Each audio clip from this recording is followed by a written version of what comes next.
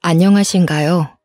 저는 작년 말미쯤에 딸을 잃은 다 늙은 할머니이자 엄마입니다.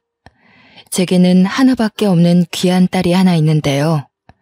모든 엄마들이 그렇듯 제 자식도 제게 목숨보다 귀했어요. 가난한 가정 아래 임신을 미루고 미루다가 힘들게 찾아온 아이였거든요. 제 나이 40살에 찾아온 소중한 생명이었고 저희 가정의 기쁨이었죠. 저와 남편에게 하염없는 사랑과 마음을 베풀던 고운 아이를 잃은 지가 11개월 정도 됩니다. 정말 사랑했고 여전히 너무 사랑하는 제 딸아이를 영영 기억하고 싶어서 이 글을 쓰게 되었네요. 저와 남편은 서로 없는 집안이었지만 그래도 서로 많이 사랑해서 결혼을 하게 되었는데요. 같이 힘 보태서 살아가면 언젠가는 가난에서 벗어날 거라고, 사랑하는 사람과 함께라면 이 정도의 가난은 금방 이겨낼 수 있을 거라고, 막연하게 그런 순수한 생각을 하면서 시작한 결혼 생활이었습니다. 그런데 막상 부부라는 울타리 안으로 들어서니 혼자 살 때보다 더 힘들었어요. 그럼에도 저희 부부는 다툼 없이 똑같고 아끼고 똑같이 의지하면서 잘 지냈어요. 가난할수록 서로에게 상처되는 말을 하지 않기 위해 노력했던 거죠.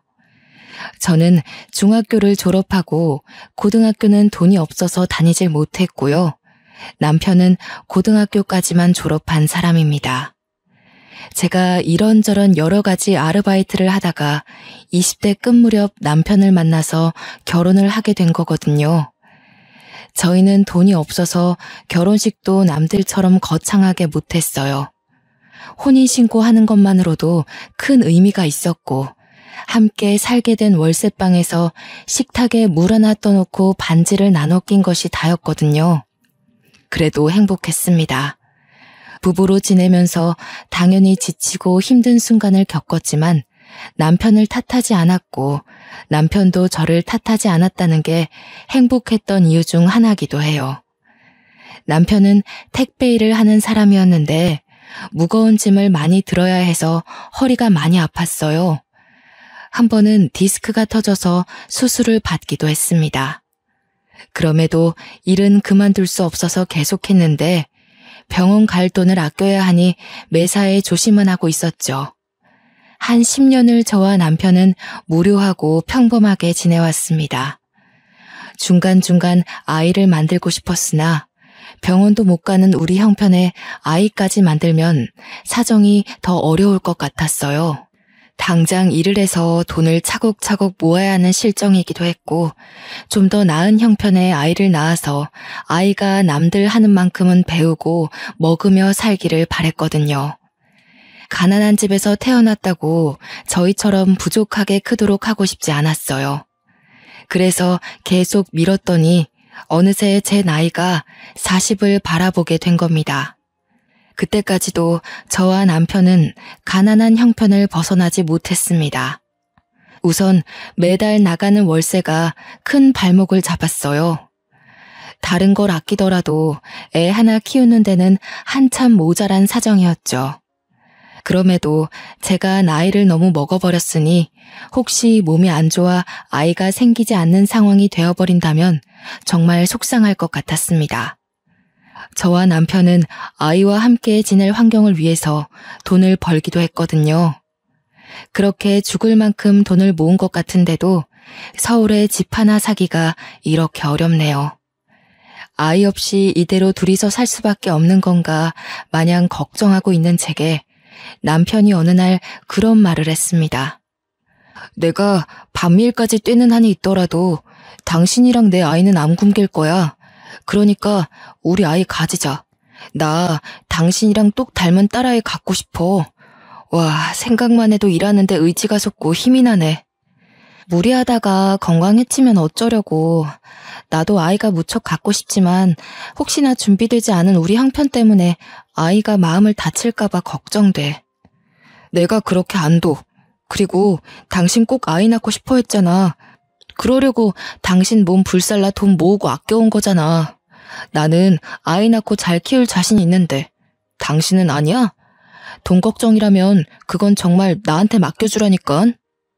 남편은 형편 걱정 말라며 제 손을 잡고 하룻밤 내내 저를 안심시켜 주었습니다. 남편이 주는 신뢰와 확신, 그리고 저 역시 아이를 보고 싶다는 마음이 더해져 남편과 저는 아이를 만들었죠. 사실 쉽지 않았습니다.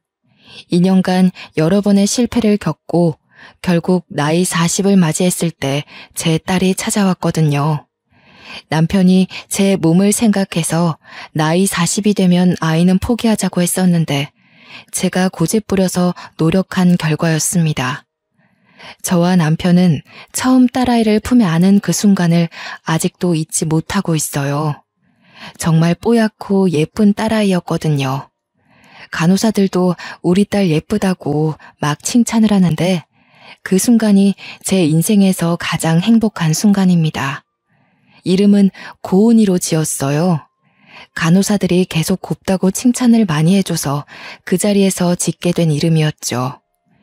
제 딸은 시들어가던 저와 남편의 일상에 피로회복제와 같았습니다. 자식이 있다는 것 하나만으로도 가슴 뛰는 하루를 보낼 수 있다는 게 너무 행복하더군요. 지쳐서 쓰러지는 날이 많던 남편도 피곤함을 무릅쓰고 자기 전에 딸을 그렇게 안고 있다가 잠들었어요. 저희는 하나 있는 딸을 정말 애지중지 키웠습니다. 제 딸은 아기 때부터 성향이 얌전하고 차분한 아이였는데요. 어떻게 그리 말썽 한번 안 피우고 자랄 수 있는 건지. 어쩔 땐 저와 남편은 혹시 아이에게 문제가 있는 건 아닌가 고민도 했었다니까요. 특히 딸은 학교 생활을 굉장히 착실하게 잘 임했어요. 다른 집 자식들은 사춘기면 부모랑 말도 잘 안 섞는다는데 우리 딸은 집에만 오면 조잘조잘 있었던 얘기를 잘 떠들었어요. 친구들과 놀았던 이야기, 수업 시간 어려웠던 과목, 선생님 말씀 등등 끊임없이 이야기 보따리가 새어나왔죠. 식사 자리에서 딸 얘기를 들으면서 밥을 먹으면 저와 남편은 그보다 즐거운 게 없었습니다. 딸이 그만큼 건강하게 커가고 있는 무렵 혼자 밤낮으로 일하는 남편 건강이 걱정되기 시작했어요. 저도 이제 일을 찾아야 했죠. 딸 초등학교만 졸업하면 일을 구하려고 했는데 남편이 중학교까지는 아직 한참 어린 아이라며 고등학생 되면 생각하라길래 더 미루고 있었거든요.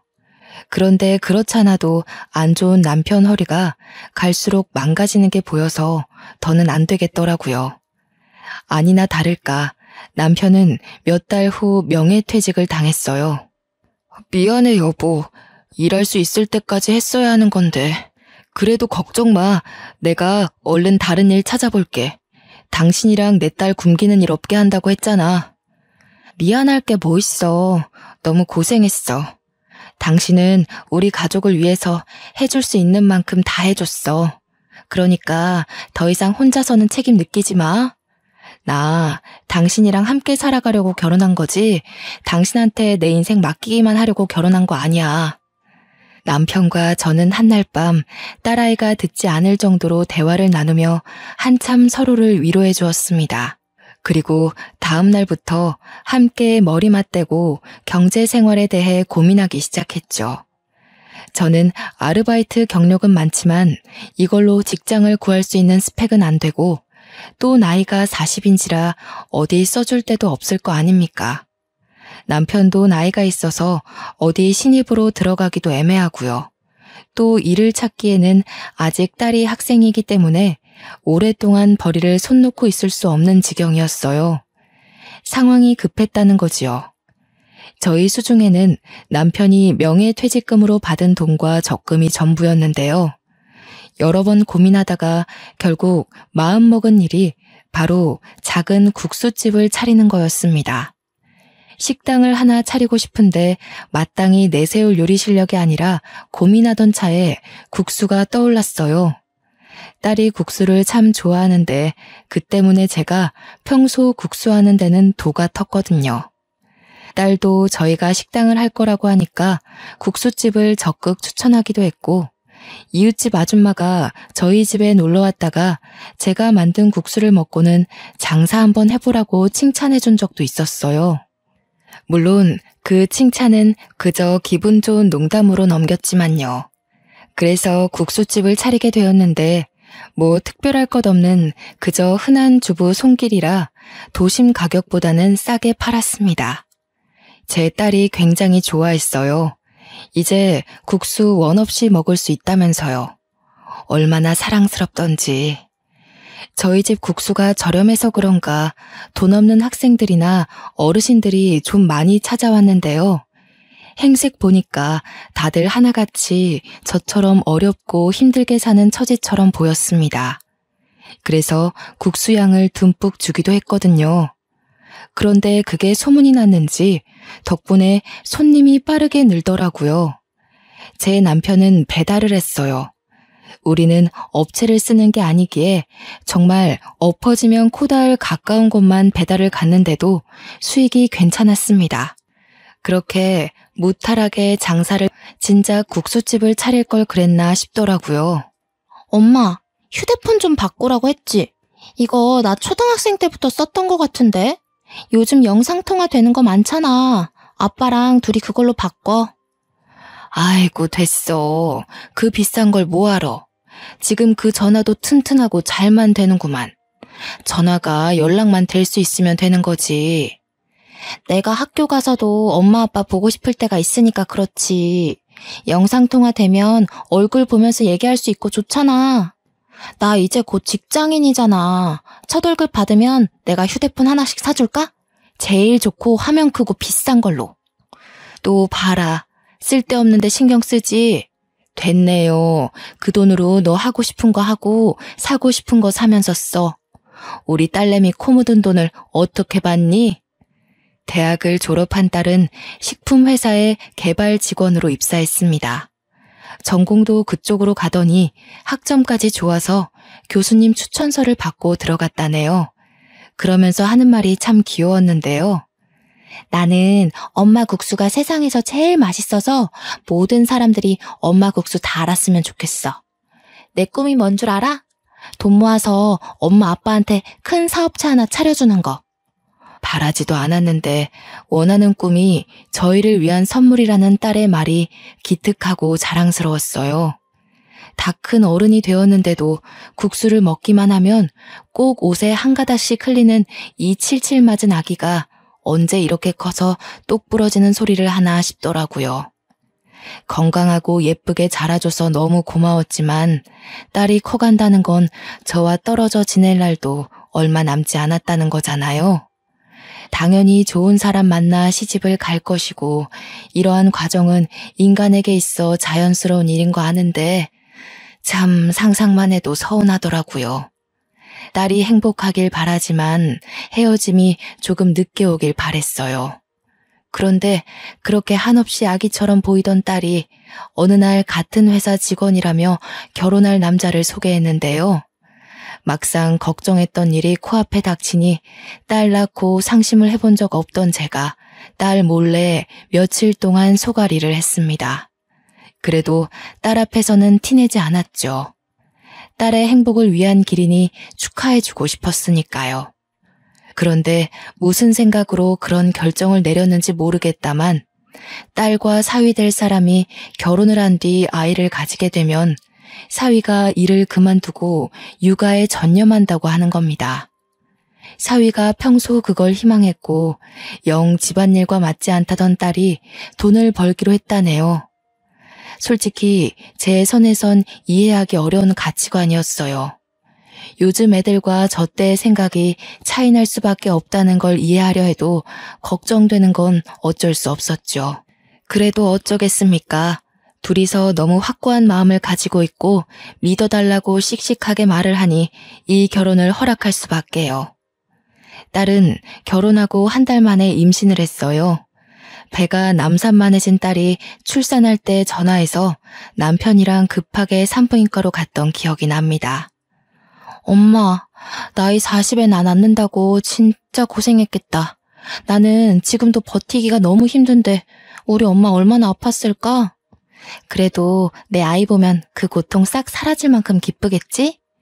당연하고 말고 엄마가 너 낳고 얼마나 행복했는데 지금 잠깐 아픈 거 참으면 너무 사랑스러운 아이가 네 품에 안길 거야.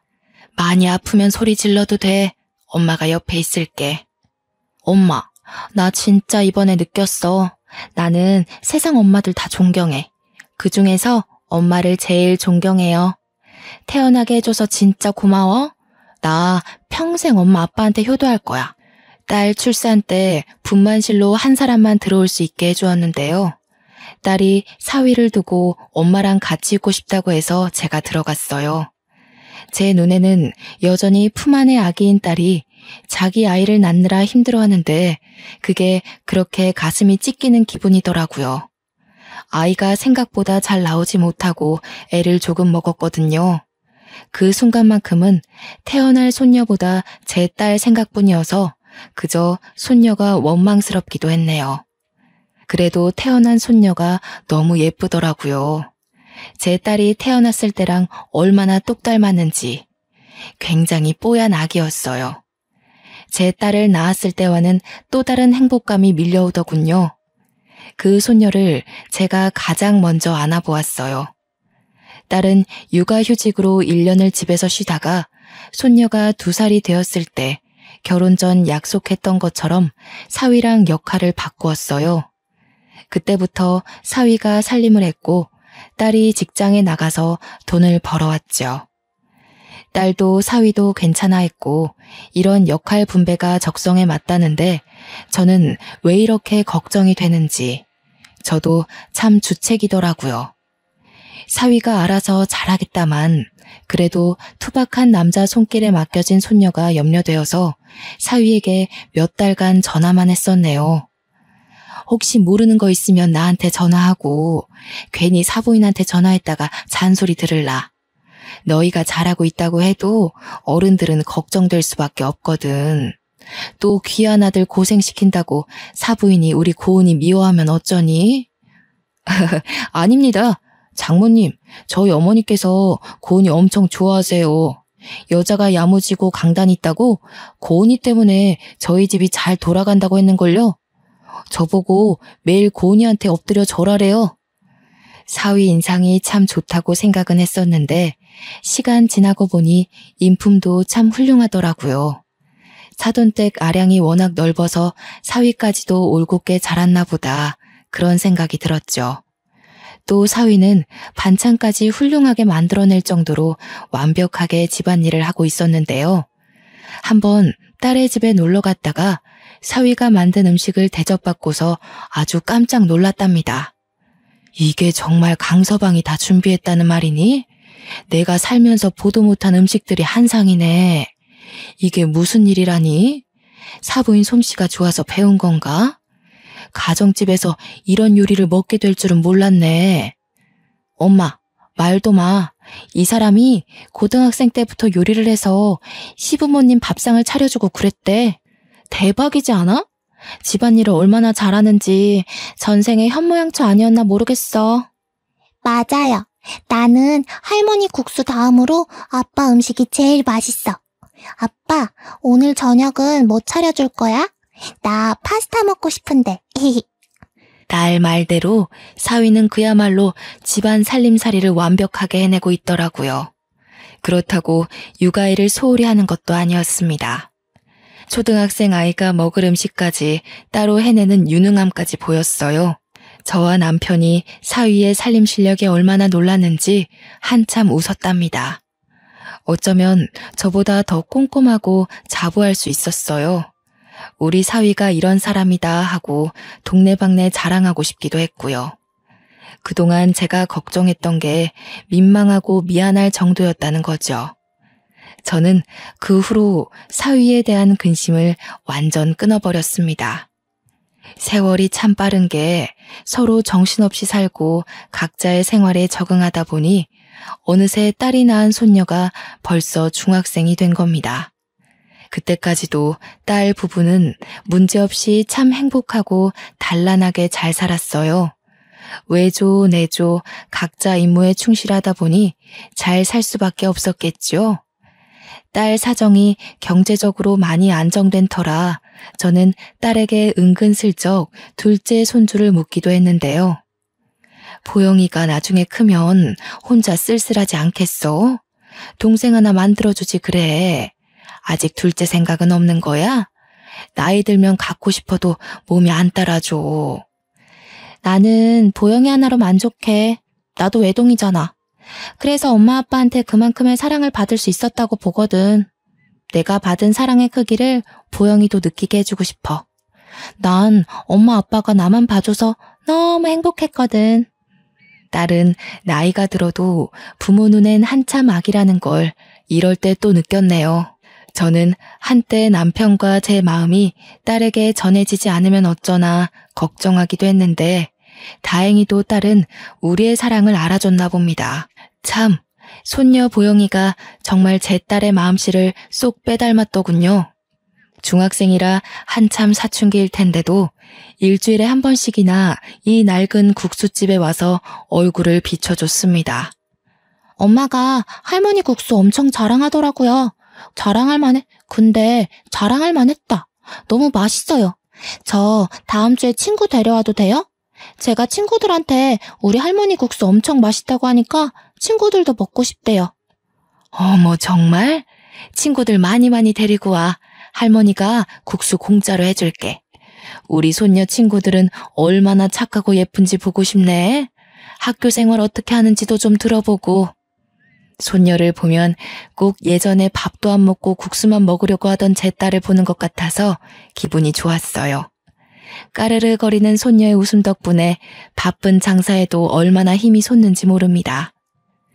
가난으로 허덕이며 그저 행복만을 쫓아 살던 저와 남편은 딸 고은이를 낳고부터 이렇게 정말 소중한 나날들만 이어지고 있었어요. 남편과 둘이 장사를 마무리하고 집에 누워 눈 감기 전에 늘 행복에 겨워 죽겠다는 말을 많이 했던 것 같아요. 그런데 왜 그런 말 있잖아요. 행복이 클수록 그만큼 큰 불행이 찾아올지 모른다는 말이요.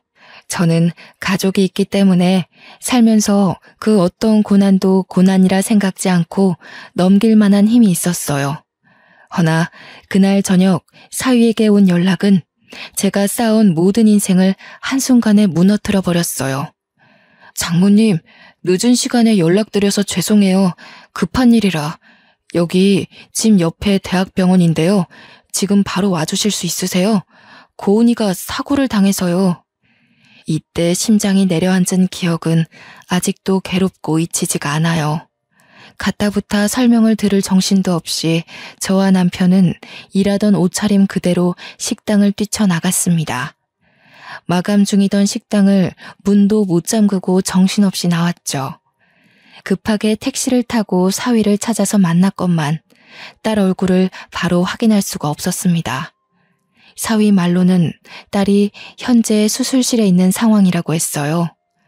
강서방, 이게 어떻게 된 일인가? 무슨 일인 거야? 내 딸 괜찮은 거지? 아무 일 없는 거지? 수술하면 괜찮은 거라고 그랬어? 큰일은 아닌 거지? 자네는 우리 딸 만났어? 어떻든 그냥 가벼운 수술하러 들어간 거잖아. 그렇지? 죄송합니다. 고은이가 장모님 장인어른께 드릴 게 있다고 내려가는 길에 교통사고가 났어요. 혼자 다녀오겠다고 가길래 이렇게 될 줄은 몰랐는데 그렇게 혼자 보내는 게 아니었는데 이미 병원에 올 때부터 뇌사 상태여서 경과가 좋지 않을 거라고 해요. 어떡해요, 장모님? 장인어른, 고은이 어떡하면 좋아요? 사위가 제 딸의 마지막을 예감한 사람처럼 울면서 얘기를 하는데 저는 다리에 힘이 풀려 그대로 주저앉아 버렸습니다. 남편은 어쩔 줄 몰라서 가슴을 내려치며 수술실 문 앞을 방황했어요. 저 또한 바닥을 절절 기며 내 딸 고은이 이름을 부르고 통곡했죠.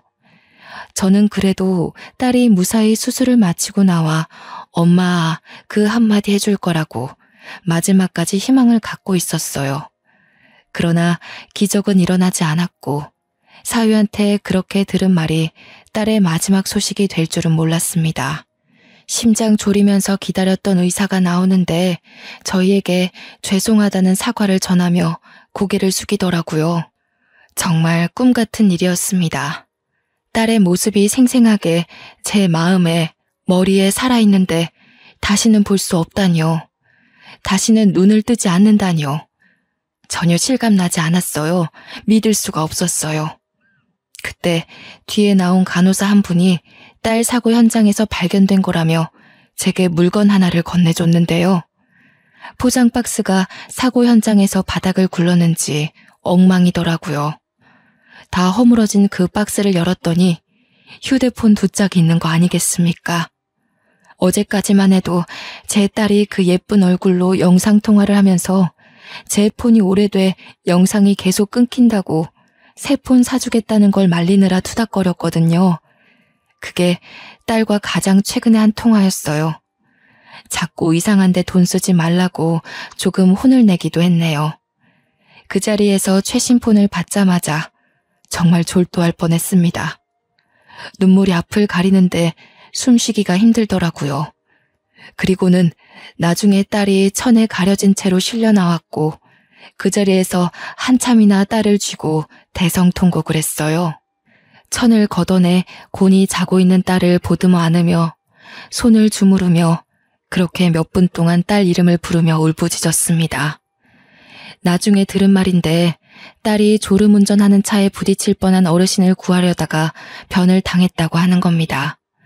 그 어르신이 저와 비슷한 또래였다고 해요. 제 딸이 이승을 떠난 게 모두 다 제 탓 같아서 너무 괴로워 미치는 줄 알았습니다. 우리 딸이 왜 차라리 나를 데려가지? 나를 잡아가지. 왜 우리 딸이에요?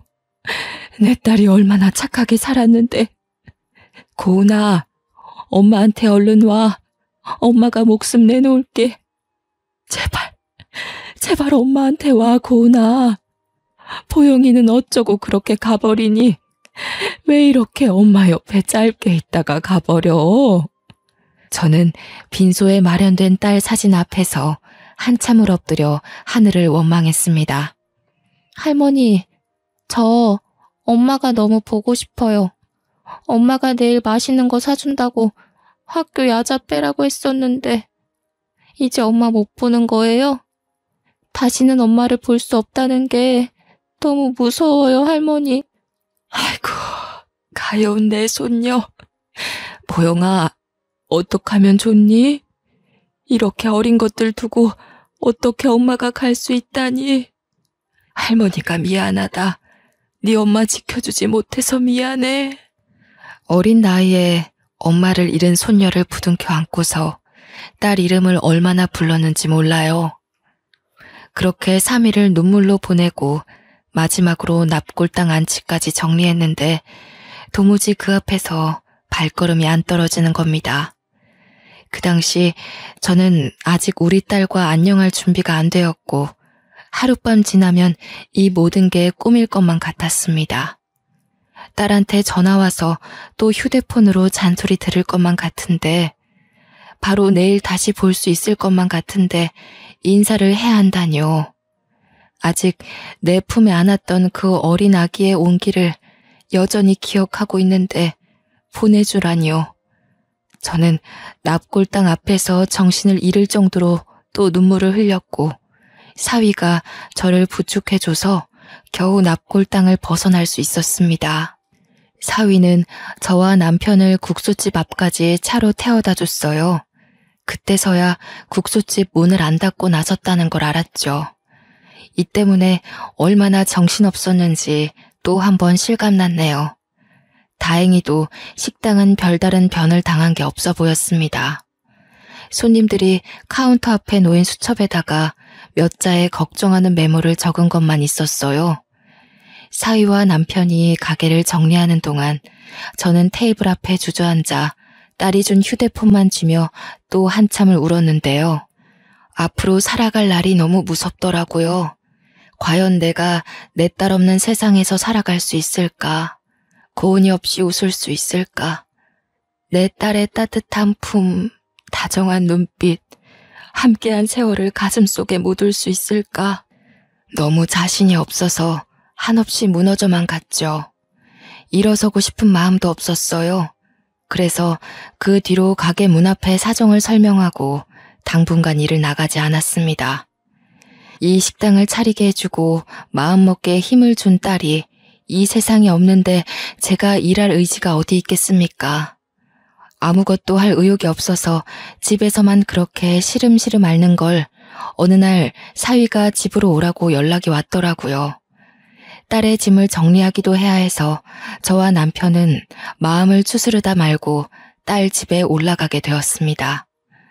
제 딸의 물건을 정리하면서 하나둘 실감을 해나갔고 딸을 잊지 않기 위해 딸의 모든 흔적을 새기고 또 새겼어요. 장모님, 장인어른, 제가 이제 일을 나가봐야 해요. 그럼 보영이 혼자 집에 있어야 하는데 괜찮으시다면 저희 집에서 지내주실 수 있으세요? 보영이가 엄마 보고 싶어서 많이 힘들어하는데 장모님이 같이 계셔주면 위로받을 수 있을 것 같아서요. 그래, 보영이가 많이 힘들어하지? 그 어린 것이 엄마를 잃었는데 얼마나 가슴이 아플고. 나도 고은이 아빠랑 둘이 있는 것보단 보영이랑 같이 있는 게 나을 것 같네. 강서방은 신경 쓰지 말고 바깥 일 봐. 그런데 나이가 차서 어디 일 구할 데가 있으려나 모르겠네. 최대한 알아봐야죠. 그렇잖아도 결혼하기 전에 일했던 선배한테 연락을 해봤거든요. 전문직은 아니고 11개월 계약인데 급한 대로 그것부터 시작해볼까 해요. 자네도 마음 추스를 시간이 필요할 텐데 강서방도 강서방대로 많이 힘들 거 아니야. 우리 고은이가 그렇게 가버려서 자네도 얼마나 속이 썩어 있겠어. 장모님, 장인어른 앞에서 철부지처럼 보이기 싫은데 솔직히요, 고은이가 너무 보고 싶어요. 장모님, 제가 고은이 없이 살아갈 수 있을까요? 벌써 너무 힘든데 버틸 수 있을까요? 당장이라도 고은이 보고 싶은 마음에 무너질 것 같아서 정말 힘이 드네요. 자네가 참 고은이를 아껴줬는데 내 딸도 자네 마음 다 알고 있을 거야. 우리 강서방 불쌍해서 어쩌노. 이 젊은 사람 딱해서 어쩐다니. 사위는 장례식 내내 주변 상황과 장례 절차를 챙긴다고 슬퍼할 여유도 없었습니다. 또 저와 남편을 보필한다고 마음 놓고 울지도 못했겠죠. 그런 사위가 제 앞에서 어린아이처럼 서럽게 울기 시작하는데 그 모습이 너무 가여웠어요. 저는 또 한참을 사위와 부둥켜 안고 눈물을 흘렸네요. 저와 남편은 딸 집에서 한동안 사위 손녀와 같이 지냈어요. 사위는 고등학생 손녀를 키워야 하기 때문에 직장을 다니기 시작했고 손녀도 저를 할머니 이상 엄마로 생각하며 슬픔을 극복해 나갔어요. 저희가 딸 없이 이렇게 지낸 지 7개월 정도가 지났을 때였습니다. 저는 손녀가 하교하면 먹을 국수를 끓이고 있었고 남편이 집안 청소를 하고 있는데 누가 집에 초인종을 누르는 겁니다. 그 시간에 올 사람이 없었거든요. 사위도 손녀도 오려면 3-4시간은 더 있어야 했고요. 그리고 보통 자기 집에 오는데 초인종을 누르지는 않잖아요. 인터폰을 확인하고 문을 열었는데 웬 곱상한 아주머니 한 명과 정장 입은 남자가 서 있었어요. 누구세요? 하고 물었더니 저와 또래 같던 그 아주머니가 제 딸 이름을 말하는 겁니다. 그때 왠지 모르게 심장이 철렁 내려앉더군요. 예, 제가 고은이 엄마 되는 사람입니다. 제 딸이 김고은 맞는데 누구시죠? 집은 어떻게 하시고 찾아오신 건지. 아이고, 정말 오래 찾았습니다. 사장님께서 본래 계시던 곳이 국수가게 맞지요? 따님에 대해 드릴 말씀이 있어서 정말 방방곡곡을 뒤졌어요. 누군지 모를 그 아주머니가 우리 딸에 대해 잘 알고 있는 것 같아서 일단은 집에 들였습니다. 차 한 잔 대접해주고 남편과 함께 앉아서 대화를 나누기 시작했는데요.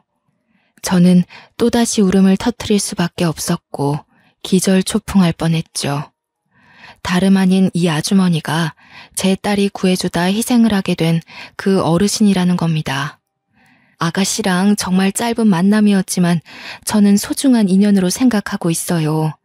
제가 당시 집안의 문제 때문에 가출을 했었는데 수중에 돈이 없었거든요. 근데 사장님 따님께서 20만 원의 택시비를 쥐어주더라고요. 제 딸이요? 아이고, 이런 인연이 있다뇨. 우리 아이가 마음이 좋다 보니 모른 채 하지 못했나 봅니다. 어릴 때부터 남을 위하는 마음이 큰 아이였거든요.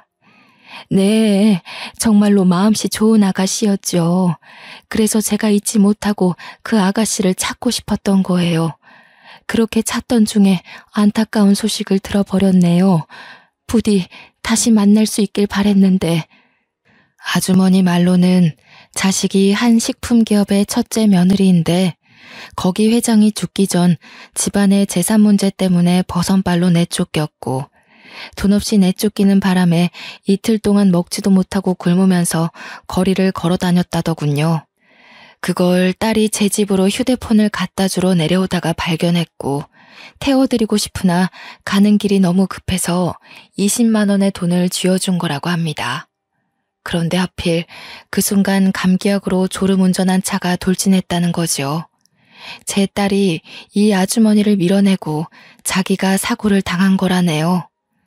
아주머니는 당시 바로 119에 신고를 했으나 제 딸을 따라오지는 못했대요.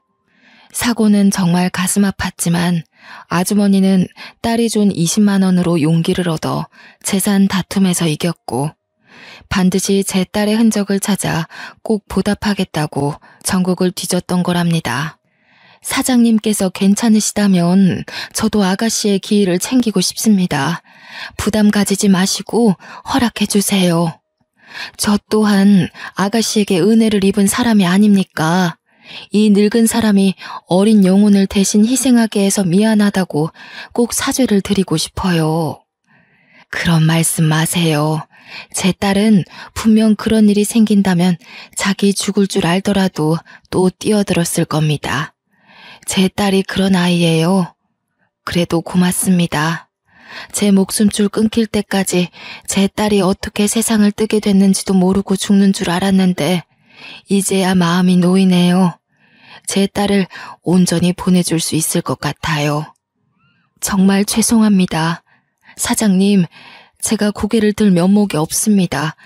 그 아까운 젊은 사람을 이렇게 허망하게 가도록 만들고 아가씨 가족들에게 씻을 수 없는 상처를 안겨줬습니다. 너무 죄송합니다, 사장님. 딸이 구해줬다는 아주머니와 대화를 하니 마치 딸이 곁에 있는 기분이 들어서 또 너무 그립더군요. 아주머니도 결국 눈물을 보이셨어요. 진심으로 고개를 숙이면서 사과를 하는데 저는 그러지 말라고 말리면서도 정작 울음을 멈출 수가 없더라고요. 남편이 곁에서 제가 진정할 수 있도록 다독여주느라 애썼을 겁니다. 아주머니도 제가 안정을 찾을 때까지 기다려주면서 마음으로 같이 우리 딸을 그렸어요. 감히 보상으로 사장님 두 분의 마음을 달래드릴 수 없다는 거 압니다. 하지만 꼭 해드리고 싶어요. 그게 그 어여쁜 아가씨에 대한 저의 예의고 저 또한 그 좋은 아가씨가 그렇게 떠난 것이 무척 죄스럽고 보고 싶거든요. 제 제안 받아주시겠습니까? 꼭 부탁드려요. 아주머니가 제안한 보상은 다름 아닌 꽤 규모가 있는 식품 사업체 사장 자리였습니다. 깜짝 놀랐어요. 저는 그저 낡은 국수집 하는 평범한 주부일 뿐인데 그런 큰 기업의 사장이라니 말도 안 된다고 생각했죠. 그런데 아주머니의 생각은 확고하더라고요. 우리 부부가 사장직이 처음이라지만 절대 새로 꾸리는 이 사업이 망할 수 없다고 확신을 갖고 있었어요. 알고 보니 아주머니께서 회사 경영 때문에 여기저기 식당을 방문한 적이 있었는데 그중 우리 국수집도 있었다는 거예요. 저는 두 분의 레시피이면 국수계의 역사를 쓸 수 있다고도 봐요. 제가 그렇게 만들어 드릴 겁니다. 사실상 두 분이 걸어 다니는 레시피잖아요. 제가 언제 한번 명함을 드린 적이 있는데 혹시 기억나실지 모르겠어요. 명함이라. 그러고 보니 저희 국수집과 어울리지 않는 느낌의 고상한 아줌마가 한 번 방문한 적이 있던 것 같았어요. 명함 얘기를 하니까 생각나더라고요. 그때 그 아줌마가 저희 국수 맛있다고 이 레시피를 더 키워보고 싶은데 생각 있으면 전화를 달라고 하면서 명함을 주었거든요. 당연히 저희는 큰 장사에는 관심이 없어서 연락을 안 했었어요. 그런데 그때 그분이 눈앞에 이분이라는 게 믿기지 않아서 잠깐 놀라 있었죠. 저도 아가씨의 흔적을 찾다가 알게 된 사실이에요.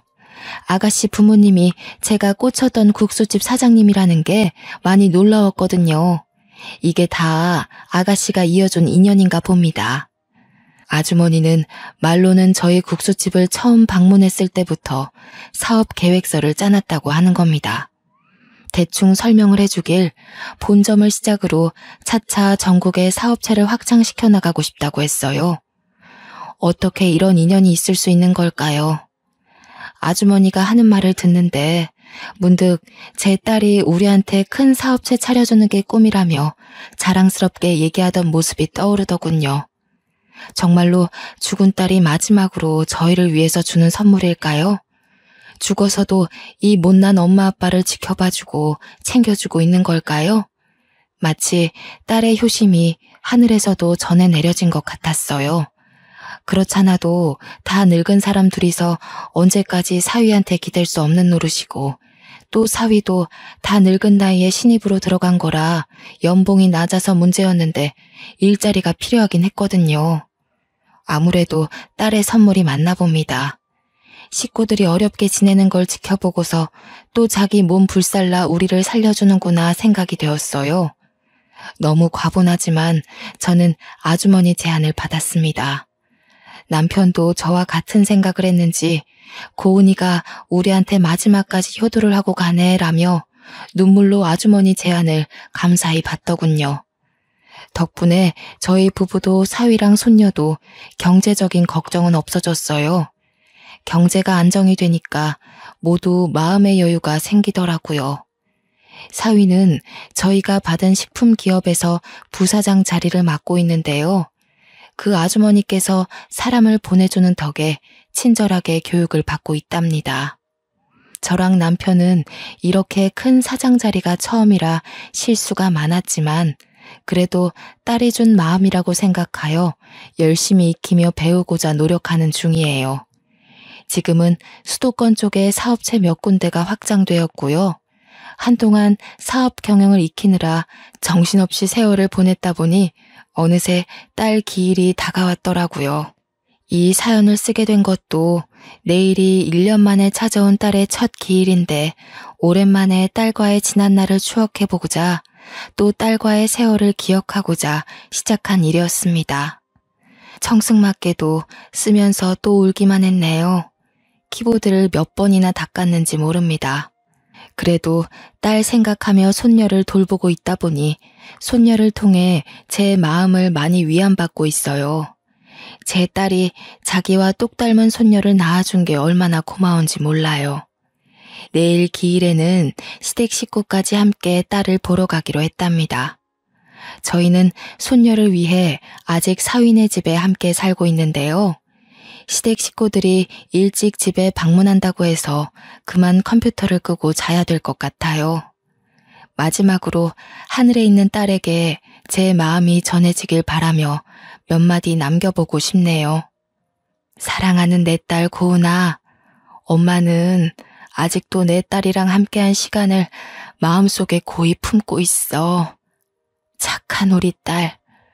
위에서도 엄마 아빠 걱정으로 두 발 뻗고 못 자는 건 아닌지 몰라. 엄마랑 아빠는 네 남편이랑 사랑스러운 손녀와 같이 잘 지내고 있으니까 우리 걱정 그만하고 하늘에서만큼은 정말 네가 원하는 것만 하고 지냈으면 좋겠다. 짧은 시간이었지만 엄마 아빠의 딸로 와줘서 너무 고마웠고 평생 사랑할게. 엄마 아빠는 우리 고은이랑 함께 지낸 순간이 전부 소중하고 행복했어. 또 볼 수 있었으면 좋겠다. 다음에도 꼭 엄마 아빠 딸로 와줘야 한다. 너무 고마워. 고은이 덕분에 우리 모두 웃으면서 살았어. 보고 싶다, 우리 딸. 안아주고 싶어. 내 딸아, 내일 엄마가 식구들 데리고 찾아갈게. 예쁜 우리 딸, 오늘 잘 자고 내일 보자. 아이고, 제가 또 눈물이 나서 안 되겠네요. 제 사연은 그만 여기서 마무리하도록 하겠습니다. 모두들 평안하시길 기도하겠습니다. 감사합니다.